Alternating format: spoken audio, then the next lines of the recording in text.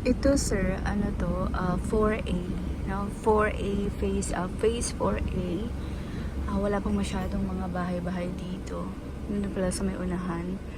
Pero ayan, medyo pababa siya dito yung road. Pero flat naman po yung lote. Tapos yung dun sa dulo is pataas yung lupa.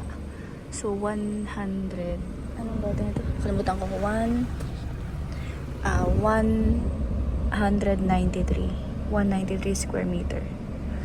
193 square meter. Ayan. Andun po yan sa dulo yung may mga gumagawa ng bahay. Ayan. Next tayo. Yung next, katabihan lang din. So, sorry, block ano pala to? Block 3. 4A16. So, punta na 180.